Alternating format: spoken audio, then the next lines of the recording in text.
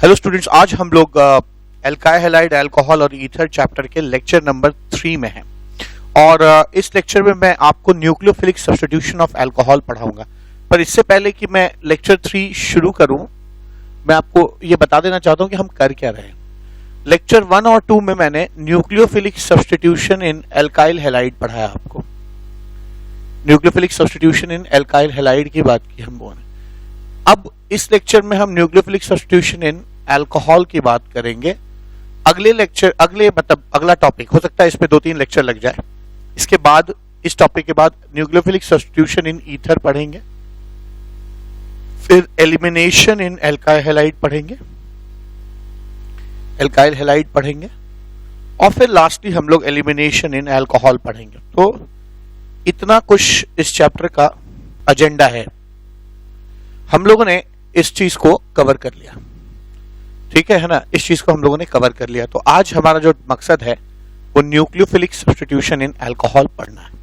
ये इस लेक्चर का हमारा मकसद है और धीरे धीरे हम लोग इसी सीक्वेंस में आगे बढ़ेंगे। फिर इसके बाद न्यूक्लियोफिलिक सब्स्टिट्यूशन ईथर, एलिमिनेशन इन एल्काइल हैलाइड और एलिमिनेशन इन अल्कोहल पढ़ेंगे। तो 3 चैप्टर भी कवर हो जाएंगे और 2 मैकेनिज्म भी कवर हो जाएगा, एसएन मैकेनिज्म और एलिमिनेशन मैकेनिज्म। न्यूक्लियोफिलिक सब्स्टिट्यूशन और एलिमिनेशन मैकेनिज्म खत्म हो जाएगा। तो आइए न्यूक्लियोफिलिक सब्स्टिट्यूशन इन अल्कोहल पढ़ते हैं। Nucleophilic substitution in alcohol.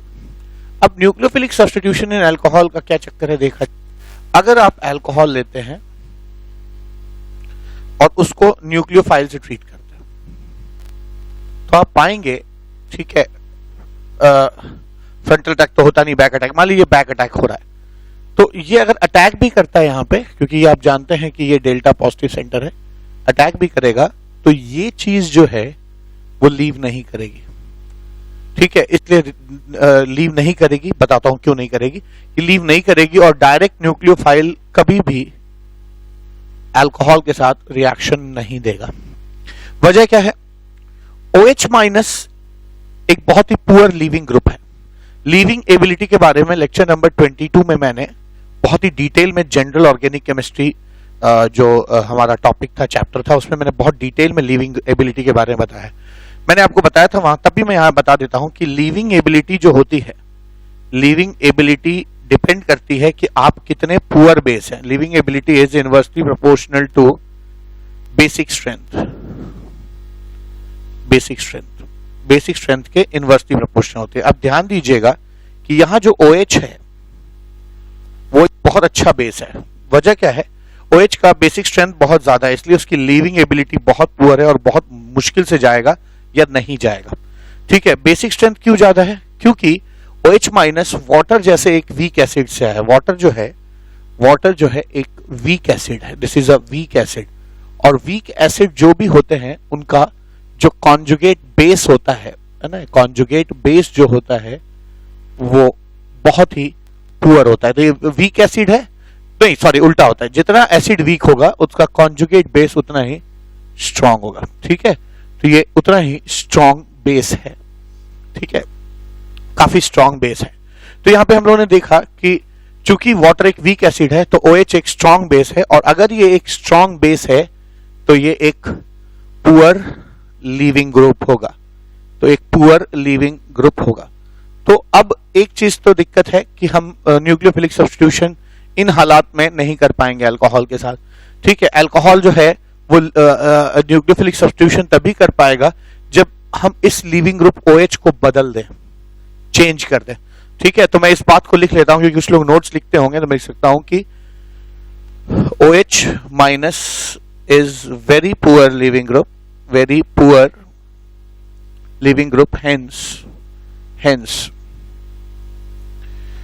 alcohol never undergo nucleophilic substitution with nucleophile until and unless the leaving group is changed। ये तभी होगा जब आप लीविंग ग्रुप को बदल डालेंगे, वो OH नहीं रहेगा, ठीक है। तो आइए देखते हैं कि कैसे कैसे लीविंग ग्रुप्स को बदला जा सकता है। ठीक है, तो अब हमें एक चीज पता चल गया कि हमारा जो अल्कोहल है वो जो है वो डायरेक्ट न्यूक्लियोफिलिक सब्स्टिट्यूशन नहीं देगा। ठीक है, कभी भी डायरेक्ट न्यूक्लियोफिलिक सब्स्टिट्यूशन नहीं देगा। ये कभी भी न्यूक्लियोफिलिक सब्स्टिट्यूशन देने से पहले ये कोशिश करेगा कि अपने लीविंग ग्रुप को क्या करे, बदल दे। ठीक है, तो कम से कम 4-5 तरीके से लीविंग ग्रुप जो है OH बदला जाता है अल्कोहल में, है ना। आइए देखने की कोशिश करते हैं कैसे बनता है। तो reactions given by alcohol, reactions given by alcohol. पहला, हम लीविंग ग्रुप कैसे बदल सकते हैं। तो आप एक एसिडिक मीडियम ले लीजिए या एसिड कैटलाइज्ड रिएक्शन कर लीजिए। ठीक है, तो इन एसिडिक मीडियम, ठीक है, एसिडिक मीडियम में ये रिएक्शन हो जाएगा। कैसे होगा समझिएगा। अल्कोहल आपने लिया और आपने कोई न्यूक्लियोफाइल ले लीजिए और साथ साथ आपने H+ आयन लिया। होगा क्या, ये जो H+ है ये इसी OH पे अटैक कर देगा क्योंकि ऑक्सीजन के पास लोन पेयर मौजूद है। तो ये एक लुईस बेस हो गया और एक लुईस एसिड की तरह रिएक्ट करेगा। क्या आ जाएगा, ROH, H+, यहां पे प्लस आ गया। अब दो बातें होती हैं यहां पे, ध्यान दीजिएगा। अब यहां पे दो बातें होंगी। अगर एल्काइल ग्रुप आपका मिथाइल है या 1 डिग्री है, ठीक है, ध्यान दीजिएगा कि एल्काइल ग्रुप पे बहुत कुछ डिपेंड करता है। तो हम यहाँ पे कर क्या रहे हैं, हम न्यूक्लियोफिलिक सब्स्टिट्यूशन करने की कोशिश कर रहे हैं और कोशिश हमारी ये है कि हम OH को बदल दें। तो यहाँ OH बदल गया। अब हमारा OH जो है वो OH ना रह के लगभग H2O हो गया है। H2O अगर ये लीव करेगा तो वाटर लीव करेगा, और वाटर बहुत अच्छा लीविंग ग्रुप है क्योंकि वाटर जो है ना वो बहुत ही पुअर बेस है, उतना स्ट्रॉन्ग बेस नहीं जैसा OH होता है। ठीक है, और वैसे भी कोई न्यूट्रल चीज जाएगी तो उसकी लिविंग एबिलिटी ज्यादा होती है। तो अगर आपका एल्काइल ग्रुप मिथाइल या 1 डिग्री है तो याद रखिए रिएक्शन SN2 मैकेनिज्म से होगा, यानी न्यूक्लियोफाइल बैक अटैक करेगा और ये लीव कर जाएगा। तो आपको डायरेक्ट यहां पे प्रोडक्ट मिल जाएगा RNU प्लस H2O, ये मिल जाएगा। अगर एल्काइल ग्रुप, आप बोलेंगे कि यार 2 डिग्री एसिड भी तो SN2 देता है। 2 डिग्री SN2 देता है पर वो नियम एल्काइल हैलाइड के लिए था। ठीक है, एल्काइल हैलाइड में मिथाइल 1 डिग्री और 2 डिग्री SN2 देते हैं और 2 डिग्री और 3 डिग्री जो है वो SN1 देते हैं। पर अल्कोहल के केस में है ना 2 डिग्री और 3 डिग्री दोनों SN1 रिएक्शन देते हैं और मिथाइल और 1 डिग्री जो है वो SN2 रिएक्शन देते हैं। तो अगर SN1 रिएक्शन होगा तब तो ये पहले ही लीव कर जाएगा और ये चीज बनेगी आपकी R प्लस H2O, और फिर न्यूक्लियोफाइल इसमें है ना इस कार्बोकेटायन पे अटैक करेगा। ध्यान दीजिए चूंकि ये SN1 रिएक्शन है तो इसमें रीअरेंजमेंट कार्बोकेटायन कर सकता है। अगर कार्बोकेटायन रीअरेंजमेंट करने की क्षमता रखता है तो वो रीअरेंजमेंट कर लेगा और यहाँ पे आपको है ना न्यूक्लियोफाइल मिल जाएगा। प्लस ऑफ कोर्स जो है वाटर तो था ही था। ठीक है, तो एसिडिक मीडियम में अल्कोहल रिएक्ट करते हैं और न्यूक्लियोफिलिक सब्स्टिट्यूशन देते हैं क्योंकि यहाँ पर H+ आयन जो है वो इस OH को बदल कर लीविंग ग्रुप वाटर में बदल देता है।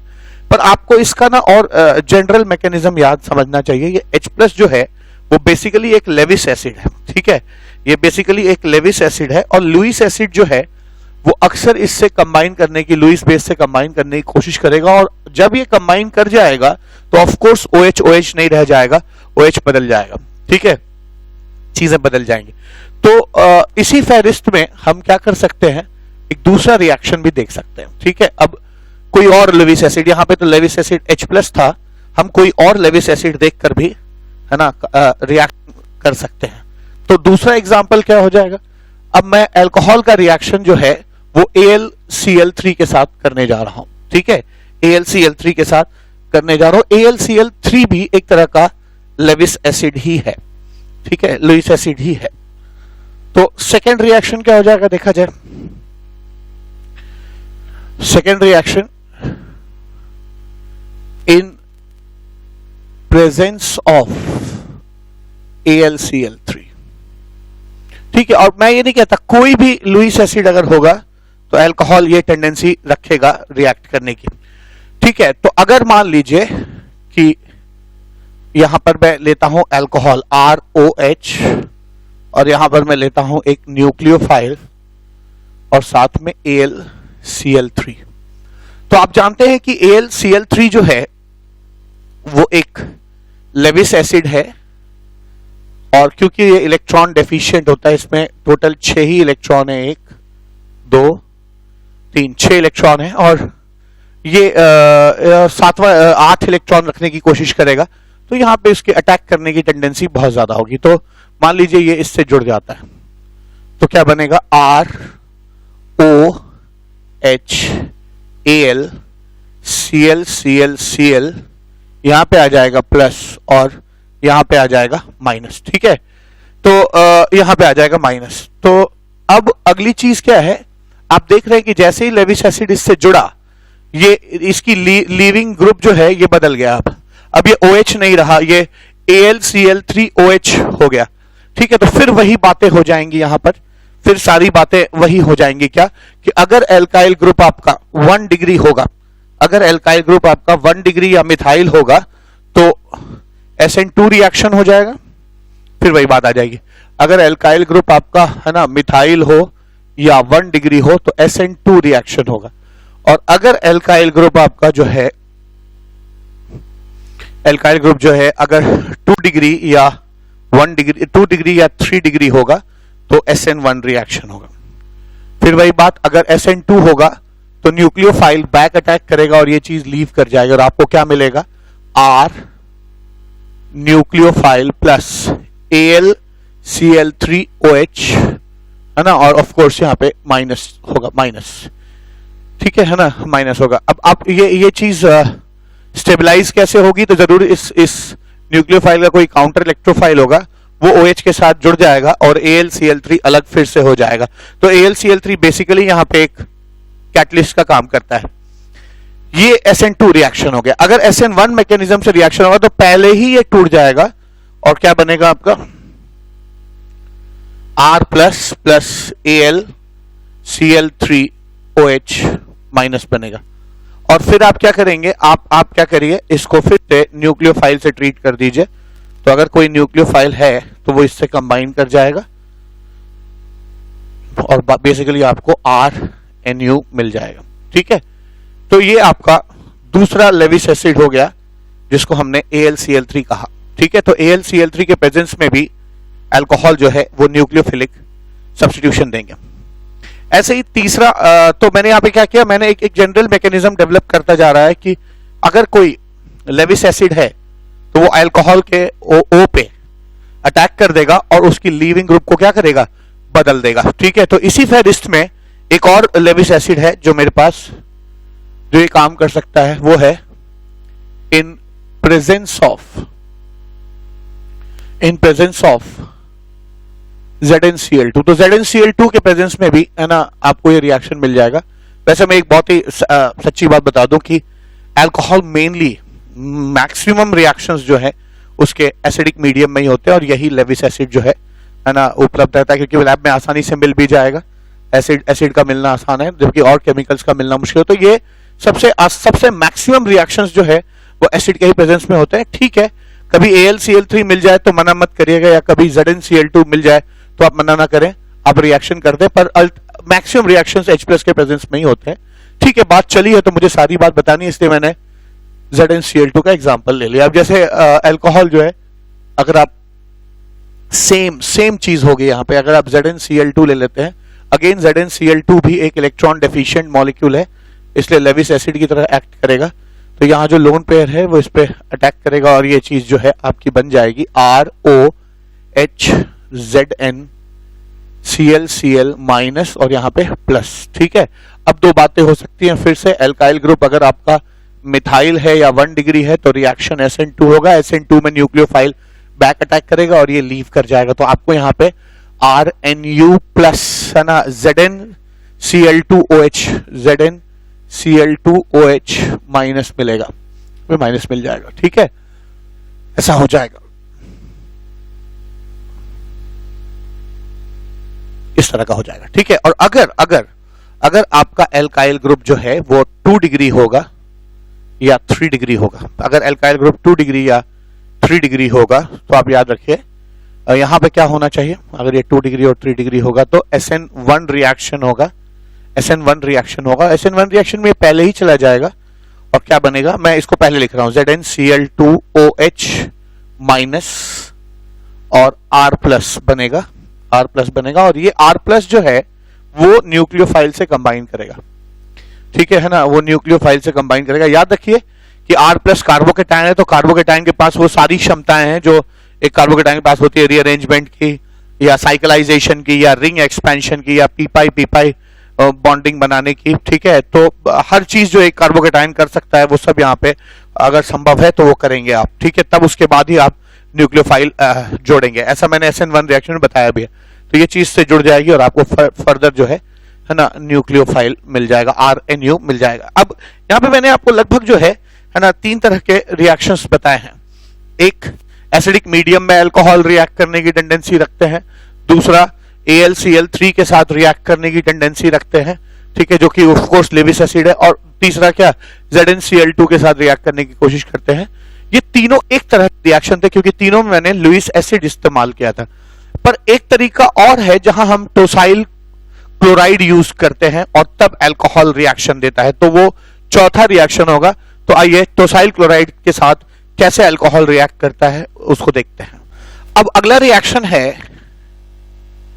Reaction by tosyl chloride, reaction by tosyl chloride.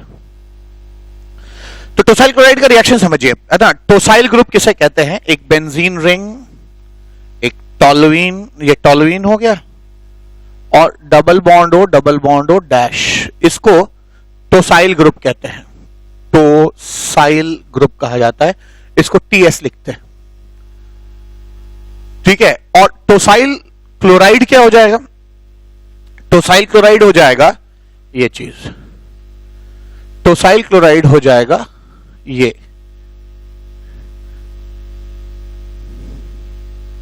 ये टोसाइल क्लोराइड हो जाएगा, TSCl। ठीक है, अब TSCl क्या करता है, और TSCl को पहचान गया आप ना। TSCl के अलावा एक चीज और है OTS। ठीक है, OTS क्या होता है समझिए।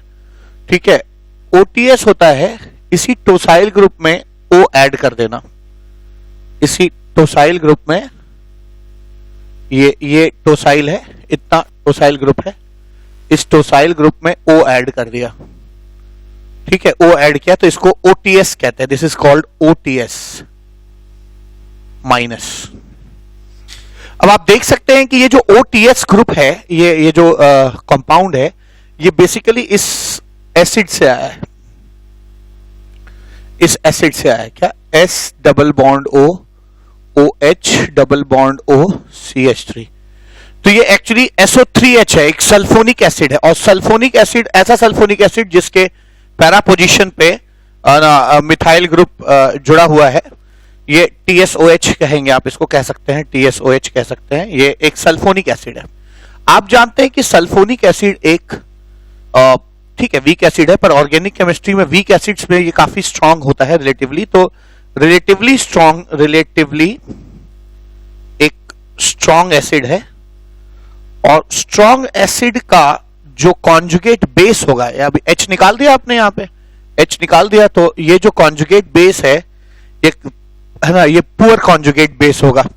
ठीक है, और जितना तो याद रखिए रिलेटिवली स्ट्रांग एसिड का ये कॉन्जुगेट बेस है, और conjugate base will be relatively poor, ठीक है, पुअर बेस है। और आप जानते हैं कि जो लोग पुअर बेस होते हैं वो बहुत अच्छे लीविंग ग्रुप होते हैं, तो they are, it is very good leaving group. ठीक है, ये बहुत अच्छा लीविंग ग्रुप है। तो इस बात का भी आपको ध्यान रखना है कि OTS एक बहुत अच्छा लीविंग ग्रुप है, क्योंकि एक स्ट्रॉन्ग एसिड का ये कॉन्जुगेट बेस है, तो वीक होगा, और जितने बेस वीक होते हैं उतना अच्छे वो लीविंग ग्रुप होते हैं। अब reaction in presence of tosyl chloride, alcohol कैसे टोसाइल क्लोराइड के प्रेजेंस में रिएक्शन देता है समझिए। अगर आप चाहते हैं कि अल्कोहल न्यूक्लियोफिलिक सब्स्टिट्यूशन दे तो आप पहले उसको टोसाइल क्लोराइड के साथ ट्रीट करा दीजिए, THCl के साथ ट्रीट करिए, साथ में न्यूक्लियोफाइल मौजूद है। THCl के साथ ट्रीट कराने में HCl अलग हो जाता है, HCl अलग हो जाएगा -HCl, और ये जो बन जाएगा वो बन जाएगा ROTS। ठीक है, अब आपको पता है, अभी तो आपने देखा कि OTS एक बहुत अच्छा लिविंग ग्रुप है। OTS एक स्ट्रॉन्ग एसिड का कॉन्जुगेट बेस है, पुअर होगा, इसलिए बहुत अच्छा लिविंग ग्रुप है। तो आपने OH जो लिविंग ग्रुप था, आपका मकसद पूरे समय यही रहा है कि लिविंग ग्रुप OH को बदल दिया जाए किसी भी तरह से। आपने देखा पहले मैं H+ ऐड करके मैंने OH को बदलने की कोशिश की, या AlCl3 डालकर मैंने बदलने की कोशिश की, या ZnCl2 डाल के मैंने ना OH लिविंग ग्रुप को बदलने की कोशिश की। अब इस बार हमने टोसाइल क्लोराइड डाला तो HCl अलग हो गया और OTS ग्रुप आ गया, और OH ग्रुप जितना पुअर लिविंग ग्रुप है, OTS उतना ही अच्छा लिविंग ग्रुप माना जाता है। तो अब अल्कोहल जो है वो रिएक्शन दे सकता है। फिर वही बातें आ जाएंगी, अगर R 1 डिग्री या मिथाइल है तो न्यूक्लियोफिलिक सब्स्टिट्यूशन बाइमॉलिक्यूलर होगा, न्यूक्लियोफाइल अटैक करेगा और OTS चला जाएगा। तो यहां पे directly RNU plus OTS minus बन जाएगा। ठीक है, और अगर एल्काइल ग्रुप जो है आपका 2 डिग्री या 3 डिग्री होता है तो ये रिएक्शन SN1 मैकेनिज्म से होगा, यानी ये पहले ही चला जाएगा और यहां पे कार्बोकेटाइन बनेगा प्लस OTS माइनस बनेगा। इसको भी ऐसे ही लिख लीजिए, OTS माइनस बनेगा, और फिर ये न्यूक्लियोफाइल जो है इस पे अटैक करेगा। अगर रीअरेंजमेंट संभव है तो वो हो जाएगा, न्यूक्लियोफाइल अटैक करेगा और आपको यहां पे न्यूक्लियोफाइल प्लस OTS मिल जाएगा। तो दोनों जगह आपको रिलेटिवली सेम चीज मिलती है, लेकिन हाँ ये SN1 मैकेनिज्म से होगा या SN2 मैकेनिज्म एक सिंगल स्टेप में हो जाएगा, जबकि SN1 मैकेनिज्म में 2 स्टेप लगेंगे और पहले कार्बोकेटाइन बनेगा, और अगर कार्बोकेटाइन रीअरेंज कर सकता है या माइग्रेशन कर सकता है, रिंग एक्सपेंशन, रिंग कॉन्ट्रैक्शन या पी बॉन्डिंग कर सकता है तो वो कर लेगा यहां पे। ठीक है, तो अब तक मैंने आपको 4 रिएक्शंस बताए हैं जो अल्कोहल देते हैं। अल्कोहल डायरेक्टली रिएक्ट नहीं करते, न्यूक्लियोफिलिक सब्स्टिट्यूशन नहीं देते, लेकिन H+ के प्रेजेंस में देते हैं, AlCl3 के प्रेजेंस में देते हैं, जिंक क्लोराइड के प्रेजेंस में देते हैं, और अभी हम लोगों ने देखा क्या, THCl के प्रेजेंस में भी देते हैं। एक और रिएक्शन अल्कोहल देते हैं, वो है हैलोजिनेटिंग रिएजेंट्स के साथ। तो अगर ये 5 रिएक्शंस आप याद रखते हैं तो मैक्सिमम आप अल्कोहल के सारे रिएक्शंस याद रख सकते हैं, apart from oxidation, reduction, hydrolysis जो हम लोगों ने पहले पढ़ रखा है। ठीक है, तो हम लोगों ने याद होगा आपको ऑक्सीडेशन, रिडक्शन और हाइड्रोलिसिस पहले पढ़ा है, तो अल्कोहल के बहुत सारे रिएक्शंस वहीं कवर हो गए। जो कवर नहीं हुए हैं वो अब ये है न्यूक्लियोफिलिक सब्स्टिट्यूशन, जो कि 5 चीजें आपको याद रखनी है। पहले अल्कोहल H+ के प्रेजेंस में रिएक्ट कर सकता है, AlCl3 के प्रेजेंस में रिएक्ट कर सकता है, जिंक क्लोराइड के प्रेजेंस में रिएक्ट कर सकता है, टोसाइल क्लोराइड के प्रेजेंस में रिएक्ट कर सकता है, और आखिरी चीज जो बची है वो है हैलोजिनेटिंग रिएजेंट्स के साथ भी रिएक्ट करता है। तो आइए देखते हैं हैलोजिनेटिंग रिएजेंट के साथ अल्कोहल कैसे रिएक्शन देते हैं। Reaction by halogenating reagents. तो हैलोजिनेटिंग रिएजेंट्स के साथ अल्कोहल जो रिएक्शंस देते हैं, तो कौन कौन से हैलोजिनेटिंग रिएजेंट्स होते हैं इसको भी समझा जाए। ठीक है, तो हैलोजिनेटिंग रिएजेंट्स हो जाते हैं PCl5, PCl3, PCl5 है ना, और क्या SF4, red phosphorus plus iodine, ये एक साथ है। ठीक है, ये एक साथ है, और SOCl2 एक्सेट्रा।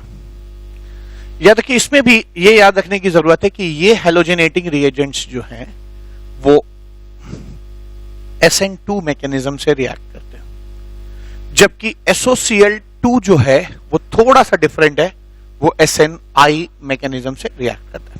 ठीक है, SNI मैकेनिज्म से रिएक्ट करता है। तो हैलोजिनेटिंग रिएजेंट जैसे क्लोरीन है ना, तो डायरेक्ट क्लोरीन जो है वो Cl जो है ऐड कर देगा OH हटा के। कैसे करता है मैं बताऊंगा आपको, है ना, PbR3 भी चलेगा। ठीक है, तो ये लोग करते क्या है कि ये डायरेक्ट, जैसे ये PCl5 जो है वो सीधा OH हटा के Cl लगा देगा, या F लगा देगा, या आयोडीन लगा देगा, या OH हटा के Cl लगा देगा। तो कैसे ये रिएक्शन होता है देखते हैं। इसमें SOCl2 याद रखिएगा SNI रिएक्शन मैकेनिज्म से रिएक्शन देता है, और बाकी लोग जो है SN2 मैकेनिज्म से रिएक्शन देते हैं। तो आइए एक एग्जांपल लेता हूं मैं, सब सारे तो मैकेनिज्म नहीं बताऊंगा, मैं एक इसका मैकेनिज्म बता देता हूं एक इसका, बाकी आप इसको याद रखिए कि ये हमेशा SN2 होगा, ये हमेशा SNI होगा, ठीक है। तो यही लिख देता हूं मैं, रिएक्शन बाय, तो case first when halogenating reagent is PCl5, ठीक है। PCl5 जब होता है तो क्या होगा, तो आप याद रखिए कि अल्कोहल जब भी मिलेगा PCl5 होगा, PCl5 के साथ तो SN2 मैकेनिज्म होगा, यानी SN2 मैकेनिज्म में ध्यान रखिएगा अगर 3 डिग्री है तो वो चीज रिएक्ट नहीं करेगी, ठीक है। और यहां पर डायरेक्ट आपको RCl plus POCl3 plus HCl मिल जाएगा। कैसे ये रिएक्शन होता है, इसका मैकेनिज्म देखा जाए यहाँ पे, मैं मैकेनिज्म इसका डायरेक्ट यहाँ पे लिख रहा हूं। अब इसका मैकेनिज्म कुछ इस तरह से होता है, मैकेनिज्म तो याद रखिए आपको, ठीक है। मैं मैकेनिज्म बता रहा हूं, मैकेनिज्म नहीं भी याद रहता तो आपको याद होना चाहिए कि ये तमाम लोग जो हैं वो SN2 देते हैं, बाकी SOCl2 जो है वो SNI मैकेनिज्म से रिएक्ट करता है। अब मैकेनिज्म क्या हो जाएगा समझिए, ये जो अल्कोहल है ROH ये PCl5 से रिएक्ट कर जाएगा, ठीक है, रिएक्ट कर जाएगा और HCl अलग हो जाएगा, HCl अलग हो जाएगा माइनस HCl, ठीक है। तो ये हो जाएगा ROPCl Cl Cl Cl, ठीक है, ये चीज बनेगी। अब ये जो Cl माइनस अलग हुआ है इसके बाद ये ऐसे, क्योंकि इसके पास p ऑर्बिटल है और इसके पास d वेकेंट है तो p पाई d पाई बॉन्डिंग हो जाएगी यहाँ पे और चीजें आपको इस तरह से मिलनी चाहिए। ROP ये बॉन्ड ऐसे बन जाएगा, प्लस यहाँ पे O पे प्लस आ जाएगा, double bond P Cl Cl Cl Cl और यहाँ पे आ जाएगा माइनस, ठीक है, माइनस आ जाएगा। अब क्या होगा, ये जो Cl माइनस था ये Cl माइनस बैक अटैक करेगा, न्यूक्लियोफिलिक सब्स्टिट्यूशन, क्योंकि फ्रंटल अटैक हो ही नहीं सकता, इतना स्टेरिक हिंड्रेंस है कि सामने से कोई न्यूक्लियोफाइल अटैक कर भी नहीं सकता, तो इसीलिए ये रिएक्शन SN2 मैकेनिज्म से होता है, ठीक है। अब होगा क्या, ये जो अटैक करेगा ये बॉन्ड ऐसे टूट जाएगा, ठीक है ना, ये बॉन्ड ऐसे टूट जाएगा और क्या बनना चाहिए, RCl plus PO Cl Cl Cl Cl ऐसे कुछ बना और इसके ऊपर माइनस चार्ज, ठीक है। तो इस माइनस के वजह से ये Cl ऐसे टूट जाएगा, तो जो Cl एक Cl आया था तो एक Cl फिर से आपको वापस मिल जाएगा, तो HCl तो एज इट इज रह जाएगा और आपको क्या मिला, यहाँ पे आपको मिला RCl plus P double bond O Cl3 POCl3 और प्लस ये Cl माइनस और ये जो H प्लस था यहाँ पे, ये दोनों मिलके आपके HCl बना देंगे यहाँ पे, तो HCl बन जाएगा। तो आप देख सकते हैं यहाँ पे कि इस मैकेनिज्म में क्या समझ में आया कि पहले PCl5 रिएक्ट करता है, फिर ऑक्सीजन यहाँ बॉन्ड बना के डबल बॉन्ड, फिर ये बॉन्ड, अब ये बहुत अच्छा लीविंग ग्रुप हो गया है क्योंकि ऑक्सीजन में पॉजिटिव चार्ज है तो ये बॉन्ड ब्रेक होगा, Cl आएगा, ये बॉन्ड ब्रेक हो जाएगा, RCl बनेगा, ठीक है, और ये जो है Cl फिर से अलग भी हो जाएगा, तो आपका जो है POCl3 बन के RCl और HCl बन जाएगा। तो ये आपका एक मैकेनिज्म मैंने केस फर्स्ट बता दिया, PCl5 कैसे रिएक्ट करता है, ठीक है ना। तो याद रखिएगा PCl5 SN2 मैकेनिज्म से रिएक्ट करेगा। अब बात SOCl2 की जाए, SOCl2 SNI, I means intramolecular mechanism है ना, इंट्रामोलिकुलर मैकेनिज्म से रिएक्ट करता है। तो कैसे करता है इसको भी देखा जाए, इसको भी देखते हैं। तो केस सेकेंड जब हम SOCl2 लेते हैं तो क्या होता है, तो अगर आप एक अल्कोहल लेते हैं और साथ में उसको SOCl2 से ट्रीट करते हैं तो क्या होगा, SOCl2 लोग कहते हैं कि SNI मैकेनिज्म से होता है, न्यूक्लियोफिलिक सब्स्टिट्यूशन इंट्रामोलिकुलर। तो इसका मैकेनिज्म कुछ इस तरह का हो जाएगा, मैकेनिज्म क्या हो जाएगा, हाँ एक चीज और है, चूंकि ये SN2 मैकेनिज्म से हो रहा है इसलिए ये जो प्रोडक्ट बनेगा ये इन्वर्टेड होगा, ध्यान दीजिएगा, इन्वर्टेड प्रोडक्ट होगा हर बार, क्योंकि SN2 मैकेनिज्म में है ना इन्वर्जन हो जाता है, बैक अटैक होता है तो न्यूक्लियोफाइल पीछे से अटैक करता है, तो ये चीज जो है ना इन्वर्टेड आएगी आपकी RCl। ऐसे ही SOCl2 जो है ये कैसे रिएक्ट करेगा, तो आप याद रखिए ये भी वैसे ही रिएक्ट करेगा जैसे PCl5 ने किया था। SOCl2 है, पहले HCl अलग हो जाएगा, HCl अलग हो गया, HCl अलग हो गया, यहाँ पे माइनस HCl लिखा आपने। अब होगा क्या, ये ROS डबल बॉन्ड OCl ऐसे बनेगा। अब समय के साथ होगा क्या, ठीक है, धीरे धीरे ये बॉन्ड स्ट्रांग होने लगेगा, क्योंकि क्लोरीन के पास लोन पेयर है, ये स्ट्रांग होने लगेगा।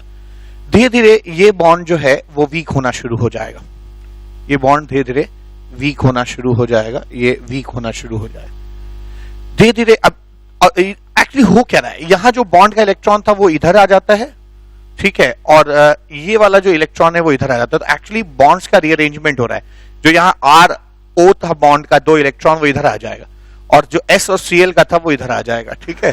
और इधर आने के पीछे वजह भी है, क्योंकि डेल्टा नेगेटिव डेल्टा पॉजिटिव है, तो इसका लोन पेयर उस डेल्टा पॉजिटिव की तरफ अट्रैक्ट होगा।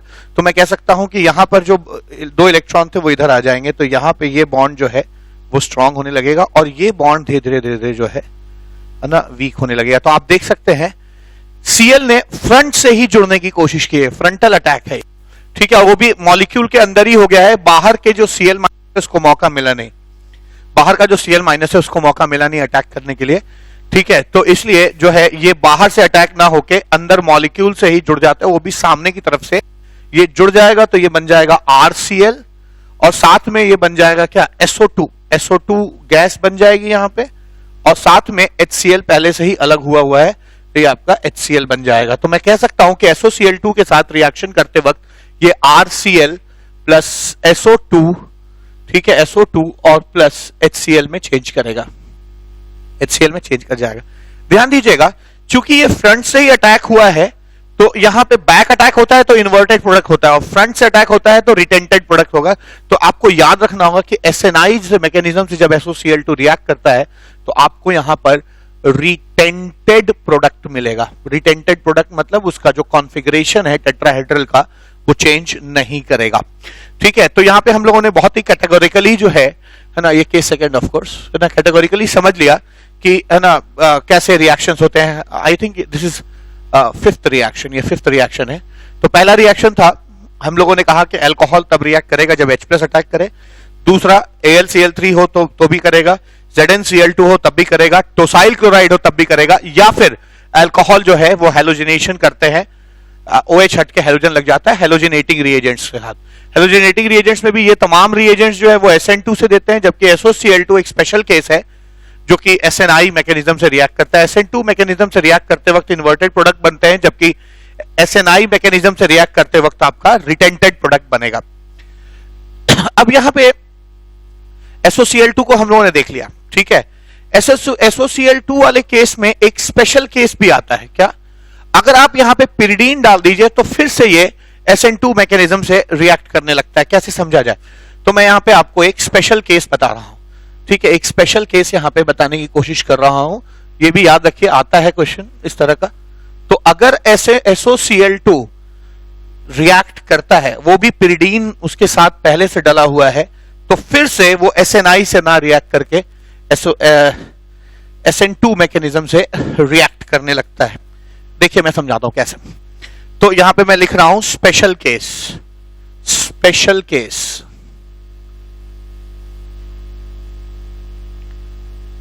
क्या स्पेशल केस है, जब भी अल्कोहल को आप SOCl2 के साथ रिएक्ट कराएंगे और साथ में पिरिडीन डाल देंगे, अगर पिरिडीन नहीं होता तो ये SNI होता, लेकिन पिरिडीन डालने पे ये SN2 मैकेनिज्म से रिएक्ट करना शुरू कर देगा, ठीक है, SN2 मैकेनिज्म से रिएक्ट करना शुरू कर देगा। अब क्या मैकेनिज्म होगा इसका समझिए, इसका मैकेनिज्म क्या होगा रिएक्शन करने का। तो रिएक्शन मैकेनिज्म वही होगा, क्या, पहले अल्कोहल जो है वो SOCl2 से रिएक्ट करेगा और HCl बनेगा, HCl बनेगा, ROS डबल बॉन्ड OCl, और साथ में क्या बना, HCl बना। अब पैरेलली होगा क्या, ये जो HCl है, ये HCl जो है वो पिरिडीन से रिएक्ट कर जाएगा। पिरिडीन जो है वो एक बेस होता है, और ये दोनों आपस में रिएक्ट करके H इसके साथ जुड़ जाएगा, पिरिडीनियम आयन बन जाएगा, NH+ और साथ में ये Cl माइनस फ्री हो जाएगा। तो पहले क्या था, जब इस वाले मैकेनिज्म में हम देख रहे थे तो यहाँ पे HCl दोनों साथ थे और इससे पहले कि Cl कुछ रिएक्ट करता ये अंदर ही अंदर जुड़ गया। पर यहाँ पे क्या हुआ, आपने Cl को H को है ना को बेस ने है ना कैप्चर कर लिया और Cl माइनस फ्री हो गया। फ्री होते ही ये रिएक्टिव हो जाएगा क्योंकि पहले ये H के साथ रहकर स्टेबलाइज कर रहा था, तो ये बैक अटैक कर देगा, यहां से ये बैक अटैक कर देगा और इसी वजह से, इस बैक अटैक करने की वजह से न्यूक्लियोफिलिक सब्स्टिट्यूशन हो जाएगा। ठीक है, न्यूक्लियोफिलिक सब्स्टिट्यूशन SN2 मैकेनिज्म से होने लगेगा, बाइमोलिकुलर रिएक्शन होने लगेगा। और तो आपने देखा कि यहां पिरिडीन ने एक इंपॉर्टेंट रोल प्ले किया।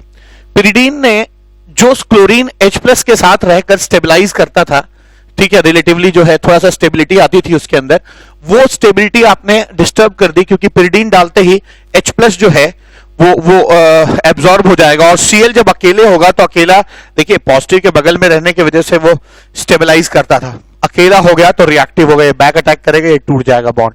तो यहां पर बैक अटैक किया है इसलिए आपको यहां पे इन्वर्टेड प्रोडक्ट मिलेगा और ये मैकेनिज्म जो है SN2 मैकेनिज्म कहा जाएगा। और साथ साथ ये आपका S double bond O minus Cl है और फिर ये भी ये ऐसे बॉन्ड बनाएगा, ये टूट जाएगा। ये चीज आपकी क्या मिल जाएगी, RCl प्लस SO2 प्लस ये जो Cl माइनस मिला ये फिर से इस H+ से कंबाइन करके HCl बना देगा और साथ में पिरिडीन जो है फिर से अलग हो जाएगा। तो पिरिडीन यहां पर बेसिकली रिएक्ट नहीं कर रहा है, तो यही HCl जो है मैं यहां पे लिख रहा हूं। पिरिडीन यहां पर बेसिकली रिएक्ट नहीं कर रहा है, पिरिडीन H+ आयन को कंज्यूम कर लेता है फॉर द टाइम बिंग ताकि Cl माइनस फ्री हो जाए और वो फिर रिएक्टिव हो जाए और बैक अटैक करे। तो मैं यहां पे लिख सकता हूं, ये स्पेशल केस क्या है कि SOCl2 जब डायरेक्ट रिएक्ट करता है अल्कोहल से तो वो मैकेनिज्म SNI होगा और वहां पर आपको रिटेंटेड प्रोडक्ट मिलेगा। लेकिन अगर आप पिरिडीन डाल देंगे तो HCl जो अलग होता है उसका H पिरिडीन कैप्चर कर लेगा, Cl अलग हो जाएगा, Cl रिएक्टिव हो जाएगा, बैक अटैक करेगा और आपको जो है SN2 मैकेनिज्म से रिएक्शन होने लगेगा। बैक अटैक मतलब SN2 हो गया, तो यहां पे आपको RCl plus SOCl2 plus HCl मिलेगा। ध्यान दीजिएगा कि इस पिरिडीन डालने से भी वही प्रोडक्ट मिल रहा है और बिना पिरिडीन के भी वही प्रोडक्ट मिल रहा है। ठीक है, RCl SO2 और HCl, पर अंतर क्या है कि पिरिडीन नहीं डालेंगे तो आपका प्रोडक्ट जो है वो रिटेंटेड होगा और जबकि आप पिरिडीन डाल देंगे वही प्रोडक्ट्स मिल रहे हैं, सेम प्रोडक्ट्स हैं, वही SO2 बन रहा है, वही HCl, वही RCl, लेकिन इस बार आपका ये प्रोडक्ट जो है वो आपका क्या होगा, इन्वर्टेड प्रोडक्ट मिलेगा। तो यहां पर हम लोगों ने सारे रिएक्शंस कर लिए अल्कोहल के, मैक्सिमम रिएक्शंस कर लिए हैं। जो जैसे मैंने बताया कि अल्कोहल डायरेक्टली नहीं रिएक्ट करता क्योंकि OH जो है वो पुअर लिविंग ग्रुप है, लेकिन करेगा अगर हम H+ लें, ZnCl2 लें, AlCl3 लें या फिर टोसाइल क्लोराइड लें या फिर हेलोजिनेटिंग रिएजेंट्स के साथ रिएक्शन दें। हेलोजिनेटिंग रिएजेंट्स के साथ भी मैक्सिमम हेलोजिनेटिंग रिएजेंट SN2 मैकेनिज्म से रिएक्ट करते हैं, पर SOCl2 जो है वो SNI मैकेनिज्म से रिएक्ट करता है और SOCl2 का रिएक्शन SNI से SN2 तब हो जाता है जब हम उस रिएक्शन में पिरिडीन डाल देते हैं। तो लगभग अल्कोहल का न्यूक्लियोफिलिक सब्स्टिट्यूशन मैंने खत्म कर दिया है। बस एक बात और है, जब बात चली है हेलोजिनेटिंग रिएजेंट्स की तो यहीं पे खत्म कर लेते हैं। हेलोजिनेटिंग रिएजेंट्स और कितने तरह के रिएक्शंस देते हैं उसको ही समझ लेते हैं, क्योंकि हम लोग के ऑर्गेनिक का पढ़ने का ये फीचर रहा है कि जब कोई बात के जिक्र उठता है तो उस बात को वहीं पूरा निपटा लेते हैं। भले ही भविष्य की कुछ चीजें यहां पढ़नी पड़े, हम पढ़ लेते हैं, क्योंकि जब भी पढ़ लेंगे तो आगे जब हम उस चैप्टर में पहुंचेंगे तो हमें चीजें सहूलियत होंगी, इजी होंगी। तो आइए आप देखते हैं कि है ना, भले ही वो अल्कोहल का पार्ट नहीं मैं जानता हूं, पर बात चलिए हेलोजिनेटिंग रिएजेंट्स की तो उसको यहीं पे खत्म कर लेते हैं। हेलोजिनेटिंग रिएजेंट्स और कौन कौन से रिएक्शंस देते हैं इसको भी आइए देख लेते हैं। Other uses of halogenating reagents, of halogenating reagents, other uses of halogenating reagents, ये क्या होता है देखा जाए तो क्या यूजेस हो सकते हैं हेलोजिनेटिंग रिएजेंट्स के। पहली बात, 4-5 रिएक्शंस हैं जो आपको और जानने चाहिए, जैसे एल्डिहाइड्स जो हैं वो PCl या PX5 के साथ O हट के, इसके मैकेनिज्म जानने की जरूरत नहीं, आप डायरेक्ट इसको याद रखिए XXH हो जाएगा। ठीक है, जेम डाइहाइलाइड बनाएंगे। ऐसे ही कीटोन्स के साथ भी हो जाएगा, RCO R dash PX5 RCX R dash, ये बन जाएगा। ठीक है ना, तो ये आ जाएगा।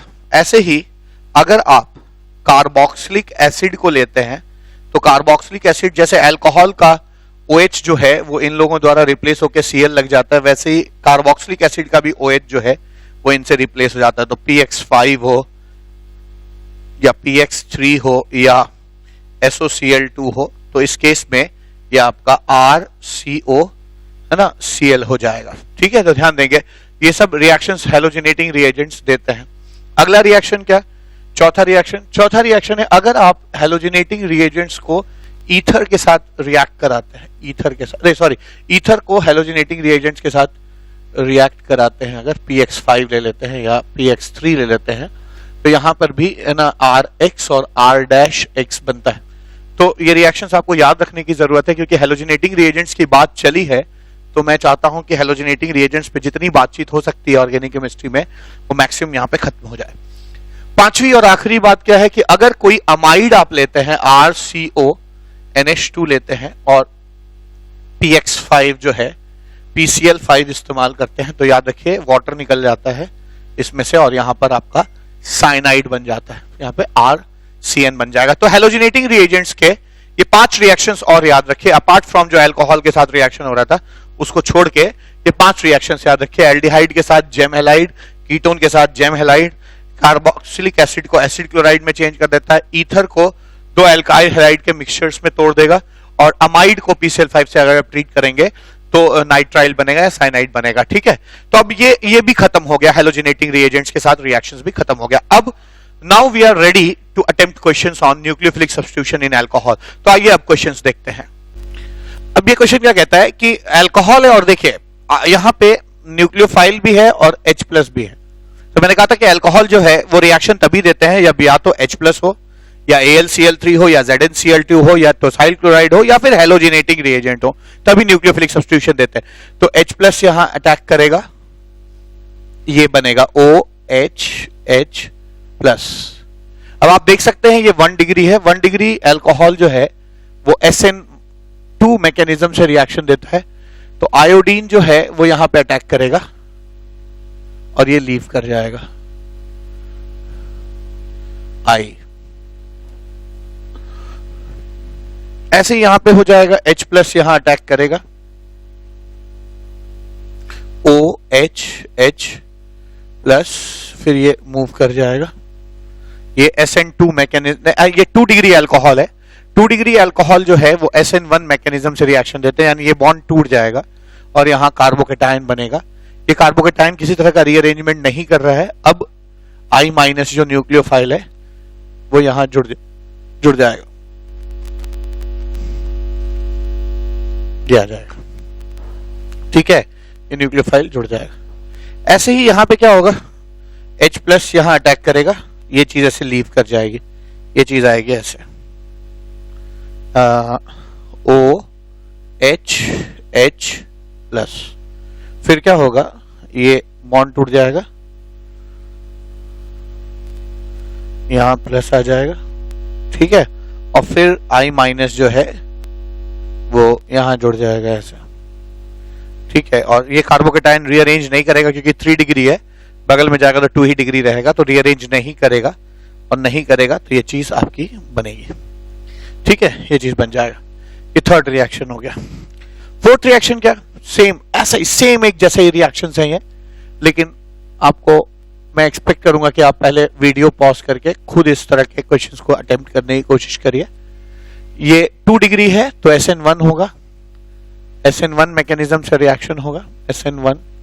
ध्यान दीजिएगा ये भी 3 डिग्री था तो ये भी SN1 होगा, ये भी SN1 होगा, इसीलिए SN1 में कार्बोकेटायन बना, जबकि SN2 में कार्बोकेटायन नहीं बनेगा, एक ही स्टेप में रिएक्शन हो जाएगा। तो यहाँ पे SN1 रिएक्शन है, ये टूट जाएगा, ये चीज बनी आपकी प्लस, यहाँ पे प्लस आ जाएगा। फिर मैं कहूंगा कि यहाँ पे हाइड्राइड शिफ्ट होगा, क्योंकि ये 2 डिग्री से 3 डिग्री होगा तो ज्यादा स्टेबल हो जाएगा, तो यहाँ पे हाइड्राइड शिफ्ट होगा,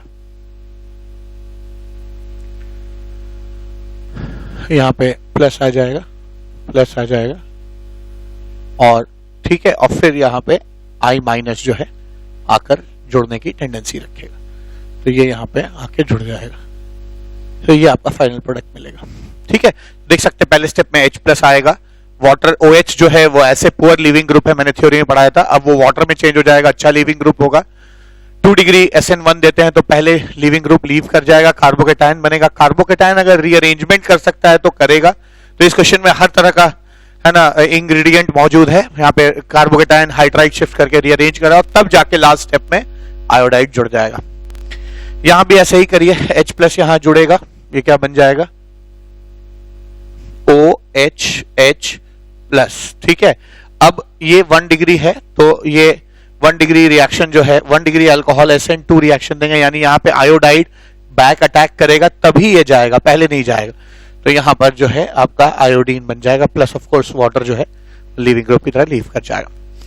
ऐसे ही यहां देखिए क्या H प्लस अटैक करेगा, H प्लस अटैक करेगा यहाँ पे OH, यहाँ पे प्लस आ जाएगा, प्लस जो है ना आ जाएगा। अब ये 2 डिग्री है, 2 डिग्री हमेशा SN1 रिएक्शन देते हैं, SN1 रिएक्शन में हमेशा लिविंग ग्रुप पहले लीव कर जाएगा।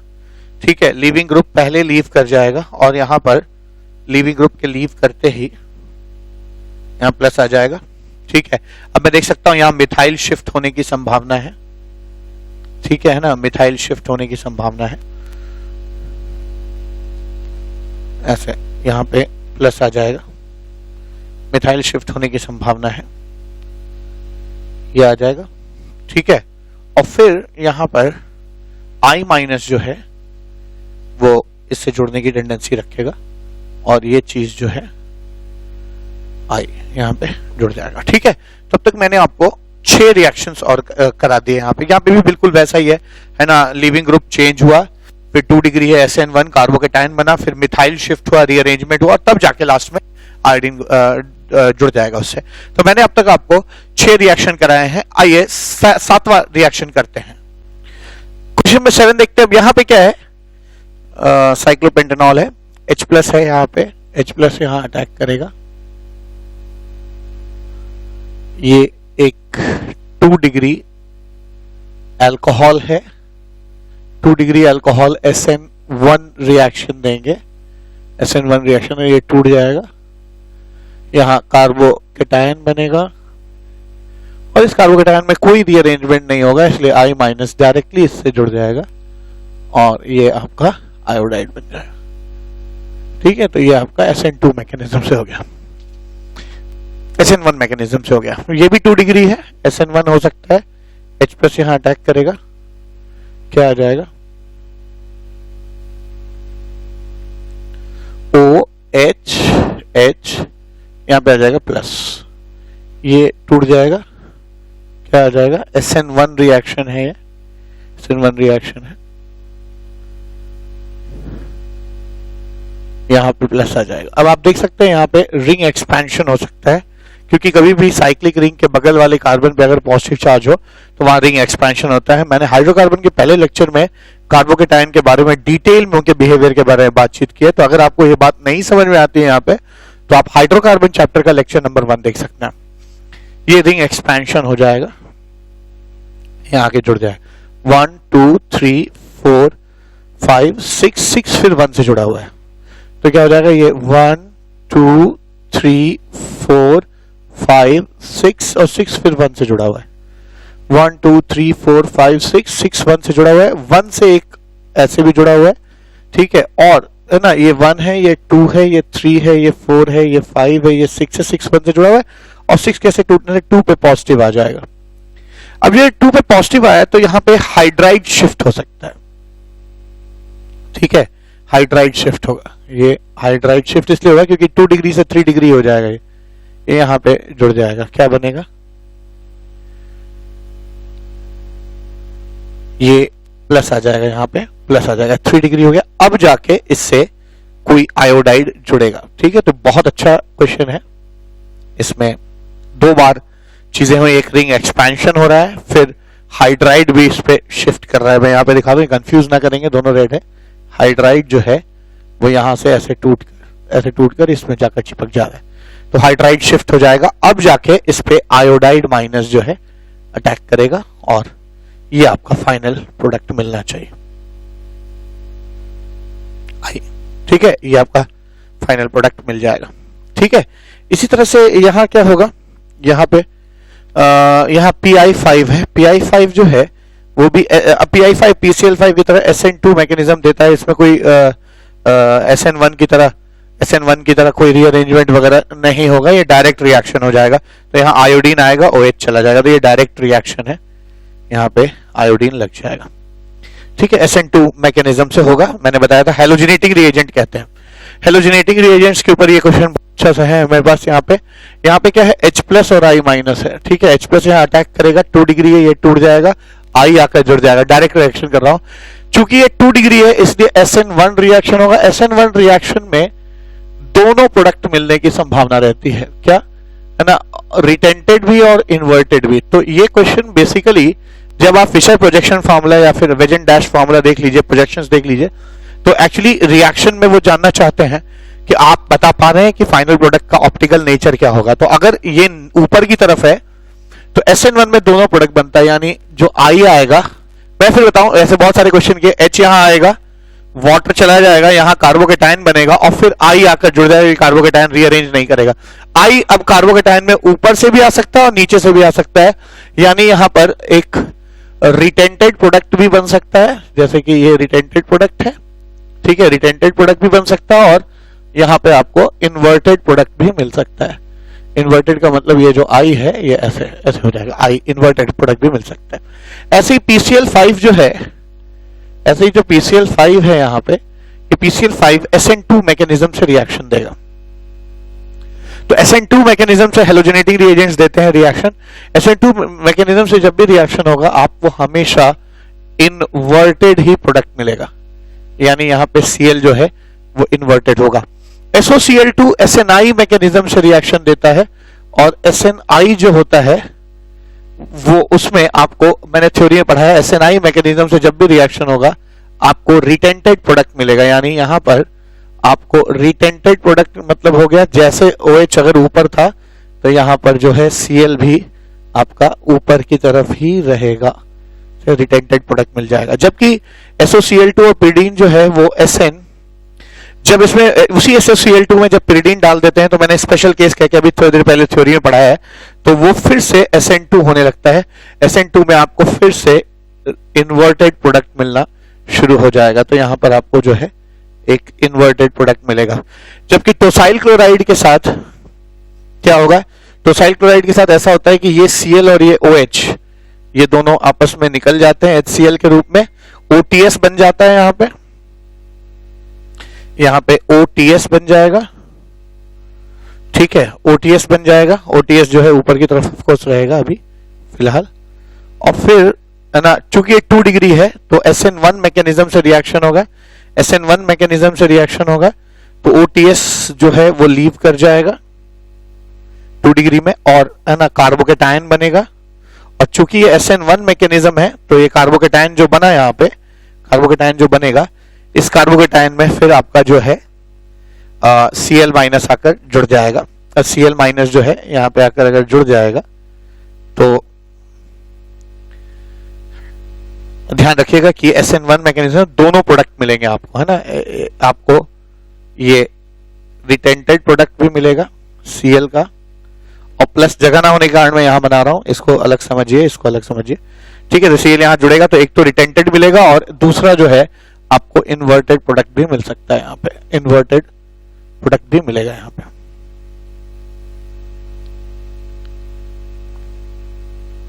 इन्वर्टेड प्रोडक्ट भी मिल जाएगा। ठीक है, तो दोनों तरह के प्रोडक्ट मिलेंगे। तो ध्यान दीजिएगा ये SN1 मैकेनिज्म से हो जाएगा, यहाँ पे SN1 मैकेनिज्म। तो ध्यान दीजिएगा यहाँ पे SN1 से होगा तो रिटेंटेड इन्वर्टेड दोनों, SN2 inverted, SNI रिटेंटेड, SN2 inverted और SN1 फिर से इन्वर्टेड और रिटेंटेड, जैसा पहला वाला था वैसा ही हो जाएगा।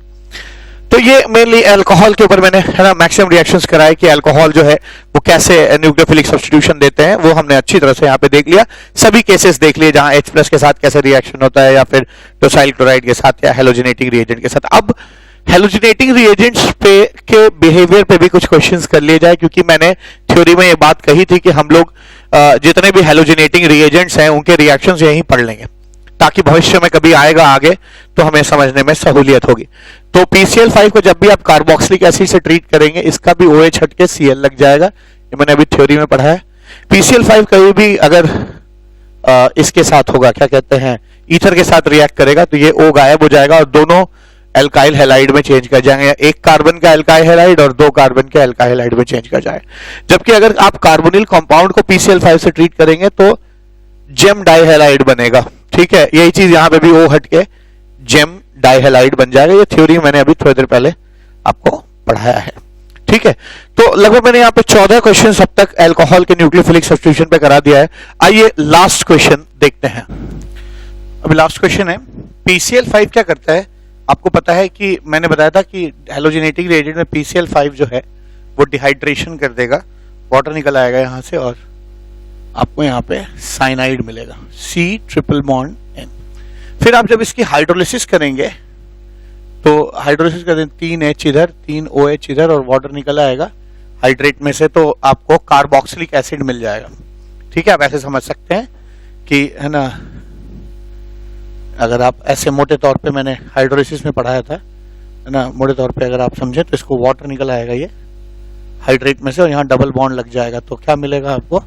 बेसिकली ये मिल जाना चाहिए कार्बोक्सिलिक एसिड C�~O और ये OH पहले से, ठीक है। इसको डीकार्बोक्सिलेशन मेथड या सोडा लाइम मेथड कहते हैं। सोडा लाइम मेथड में COH गायब हो जाता है, मैंने हाइड्रोकार्बन चैप्टर में बताया था, और ये चीज बनेगी, आपको साइक्लोपेंटेन मिल जाएगा। क्लोरीन HCl, एल्केन्स पे क्लोरीन इन सनलाइट से फ्री रेडिकल सब्स्टिट्यूशन होता है। मैंने सिखाया था कि 2 Cl डॉट बनेंगे, एक Cl डॉट वहां से हाइड्रोजन निकाल लेगा, जहां से निकलने के बाद सबसे स्टेबल फ्री रेडिकल बने, और दूसरा Cl डॉट वहां जाके जुड़ जाएगा। तो चूंकि इसमें सारी पोजीशन सिमेट्रिकल है, इसलिए कहीं भी आप जोड़ सकते हैं। ये Cl हो जाएगा। अब KOH से रिएक्शन जो है वो SN2 मैकेनिज्म से हो जाएगा, ठीक है। तो यहाँ पे मैंने अभी एल्काइल हैलाइड में पढ़ाया था कि 2 डिग्री जो एल्काइल हैलाइड है वो न्यूक्लियोफिलिक सब्स्टिट्यूशन देंगे, तो यहाँ पे साइक्लोपेंटेनॉल बन जाएगा, यहाँ पे जो है OH आ जाएगा, ठीक है। तो हम लोगों ने यहाँ पे इस चैप्टर में न्यूक्लियोफिलिक सब्स्टिट्यूशन ऑफ अल्कोहल, जो सेकंड टॉपिक था इस चैप्टर का, alkyl halide alcohol ether chapter का जो सेकंड टॉपिक था न्यूक्लियोफिलिक सब्स्टिट्यूशन ऑफ अल्कोहल, वो कवर कर लिया है। मैं आपको फिर याद दिलाऊं, अल्कोहल आमतौर पर डायरेक्ट न्यूक्लियोफिलिक सब्स्टिट्यूशन इसलिए नहीं देते क्योंकि OH जो है वो एक बहुत ही पुअर लीविंग ग्रुप होता है, क्योंकि वो एक बहुत ही वीक एसिड वाटर का कॉन्जुगेट बेस होता है। तो वीक एसिड का कॉन्जुगेट बेस स्ट्रांग होता है और स्ट्रांग बेसिस बहुत ही पुअर लीविंग ग्रुप होते हैं। तो OH लीव नहीं करता, उसको लीव कराने के लिए उसको चेंज करना होता है, और चेंज आप H+ से करते हैं, ZnCl2, AlCl3, टोसाइल क्लोराइड और हेलोजिनेटिंग रिएजेंट के साथ भी न्यूक्लियोफिलिक सब्स्टिट्यूशन होता है। तो मैंने इतनी चीजें आपको पढ़ाई और उस पे अल्कोहल पे कि न्यूक्लियोफिलिक सब्स्टिट्यूशन पे काफी क्वेश्चंस भी कराए। अब ये सेकंड टॉपिक हो गया। अब अगले लेक्चर में हम मिलेंगे तो न्यूक्लियोफिलिक सब्स्टिट्यूशन ऑफ ईथर पे बातचीत करेंगे। तो आज इस लेक्चर में इतना ही। Thank you so much, have a nice day.